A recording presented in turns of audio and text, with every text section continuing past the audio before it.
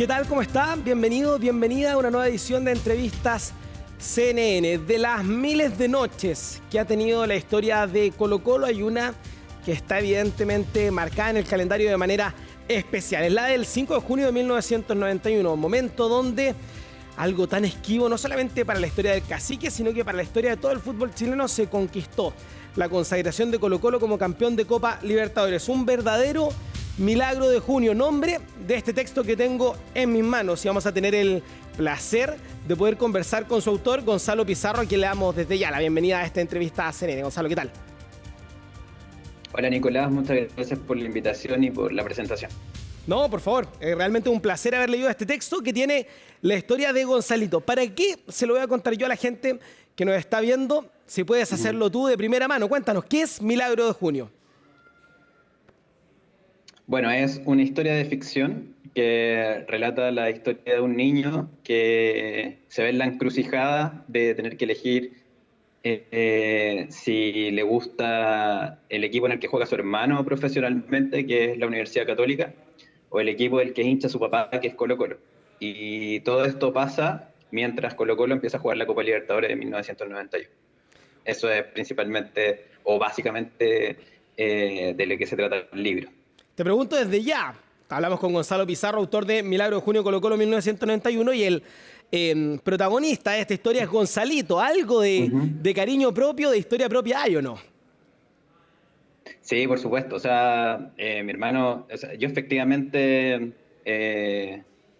viví esa encrucijada, digamos, porque efectivamente mi hermano era futbolista de la Universidad Católica y mi papá hincha acérrimo de Colo-Colo. Entonces, viví ese dilema cuando era muy niño y a partir de eso construí la historia, pero todo lo que viene, todos los hechos que ahí se relatan, prácticamente todos son ficción. Entonces podríamos decir que a pesar de que es un relato de ficción, es muy autobiográfico. Y aparte de autobiográfico, siento yo que es una gran fotografía de lo que era las infancias y al mismo tiempo el fútbol en la década de los 90 en Chile. Cuéntanos si sentiste dentro del momento de escribir este texto si había algo de eso, ¿no? O sea, está mencionado y, por ejemplo, ya está retratado Pedro Carcuro, la rivalidad o la posición que tenía el fútbol chileno al momento de mirar el fútbol argentino. ¿Sentiste que era necesario no solamente contar una historia relacionada a la pasión de un niño, sino también a lo que era la infancia en ese momento en Chile en los 90?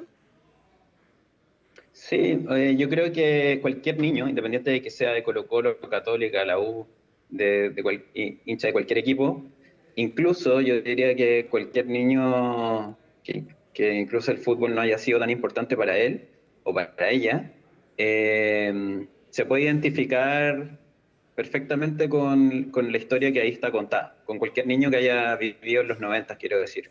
Porque muchas de las cosas que pasan en el contexto, cómo se da la relación entre la familia, los dilemas que tiene este niño, la importancia que tiene la religión en ese momento también, por ejemplo, todo eso yo creo que son símbolos que todos quienes crecimos en esa época compartimos. Entonces, para las personas que nacieron en los 80, crecieron en los 90, yo creo que es una historia que los va a interpelar mucho, sobre todo porque también es una forma de conectar con la infancia de esa época, y yo creo que muchas veces no estamos muy conectados a esa etapa de la vida, y un libro, una película, una historia que nos cuenta alguien, nos permite hacer esa conexión, y yo creo que es súper valioso para todos, independiente del momento que estén viviendo, independiente si les gusta el fútbol o no, o incluso si no son lectores constantes. O sea, es un libro también para entrar un poco a la lectura y seducir a nuevos lectores también. Gonzalo, precisamente sobre eso te quiero preguntar, porque el momento en el que estamos actualmente en nuestro país, si uno va a las librerías, cada vez es más común ver distintos libros de fútbol, pero que tengan este punto de vista, un relato en puntual de una noche o de unos meses en rigor de lo que fue la participación de Colo-Colo en esa campaña en Copa Libertadores, que te deja absolutamente las libertades literarias de un relato, evidentemente, que tiene tinte autobiográficos, pero que es de ficción, no es algo tan común, ¿ah? Y sorprende, ¿no? Es llamativo abordar este tema, el del fútbol, desde esa mirada, ¿no? Sí, me importaba mucho que no repetirme, digamos. O sea, no tenía mucho sentido contar una historia que ya ha sido contada mil veces. O sea, yo creo que a nadie le puede emocionar, digamos, que te cuenten la historia de Colo-Colo 91. O sea, está archi contada, está archi sabida. Es poco, yo creo que es muy difícil encontrar como alguna beta nueva desde el punto de vista de la no ficción en esa historia. Pero por lo mismo me parecía que era una oportunidad buena para generar otro tipo de conexión con los lectores, que es a través de lo que a mí me importaba, a través de lo que a mí me afectaba y a través de lo que para mí era relevante cuando yo era niño. Y eso genera, yo creo que una conexión mucho más genuina y más única, original y creativa con las personas que lean el libro. Más que la anécdota o el hecho histórico de que Colo-Colo haya salido campeón, que yo creo que es algo que tenemos en común probablemente en la historia de quienes estábamos vivos en esa época. Como que yo cuando he hablado con otras personas, todos me dicen, se acuerdan perfecto de lo que estaban haciendo en ese momento. Y, y yo creo que es parecido a lo que le puede pasar a una generación más joven después con lo que fueron las Copas América, por ejemplo, que es un momento histórico en el que siempre se van a acordar de lo que estaban haciendo, de qué estaban haciendo sus papás. Por ejemplo, una amiga me contó ayer que para la Copa Libertadores del 91, ella también tenía mi edad y sus papás dijeron ya, se tienen que ir a dormir y ellos se fueron a carretear donde los vecinos.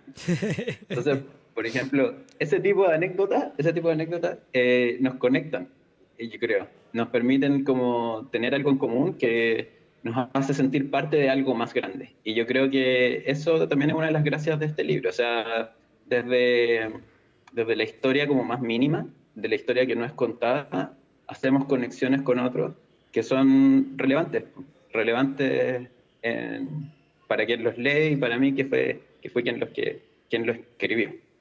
Sí, claro, es uno de esos hitos, ¿no? Que quedan marcados, se suman a los terremotos, no sé, Cecilia Boloco siendo elegida Miss Universo, evidentemente esa noche en el Estadio Monumental está marcada. Te quiero preguntar por algo muy bonito y cómo se trabajó, y siento que desde una perspectiva creativa va hablando en el mismo lenguaje, son las ilustraciones de Constanza Salazar, que de hecho la hemos visto durante toda esta entrevista, acá con unas imágenes de apoyo, y van, siento yo, muy en el mismo tono de tu escritura. ¿Cómo fue ese trabajo con Constanza para ir bien de la mano? Lo primero es que yo busqué a Constanza, o sea, a pesar de que la editorial me ofreció como algunas otras posibilidades, a mí me gustaba mucho el trabajo de ella. Yo había comprado también algunas obras de ella, unas serigrafías, y era un poco fan de las cosas que ella hacía como ilustradora. Entonces, yo la busqué para esto y hicimos como un trabajo muy en conjunto. No fue algo así como ya te paso el libro y dibuja lo que queráis, sino que le pasé el libro, ella lo leyó, elegimos algunos momentos importantes del libro, yo le mandé fotos de mi infancia, de mi hermano, le mandé fotos de esa época, de jugadores, de las revistas que habían en esa época, de la Triunfo, del Gráfico, le mandé como fotos de la casa en la que yo vivía, donde veíamos tele, todas esas cosas para que ella las pudiera plasmar bien ahí, qué auto teníamos. Entonces, yo creo que también yo creo que ella ayudó mucho su sensibilidad para captar ese tipo de simbolismos también, que son como más materiales, ¿no? Como un auto específico que en esa época andaba por las calles de Santiago y que ahora ya no se ve, que un Renault 18, por ejemplo. Un niño como con una bandera asomado por la ventana, ¿cachai? Las láminas de los álbumes de esa época con los jugadores que eran como nuestros héroes, así como Rubén Martínez, entonces Maradona, Pelé, en fin. Yo creo que ella logró captar como la esencia de la historia y de la personalidad de ese niño también, como las cosas que a él le apasionaban. Entonces está como todo mezclado ahí en sus dibujos de una manera muy linda y desde mi punto de vista también como simple y fácil de entender también desde el punto de vista de la ilustración.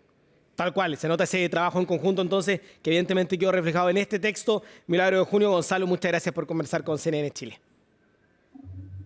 Gracias a ti por la invitación y feliz de hablar con CNN Chile, donde alguna vez trabajé. Que esté muy bien, nos vemos.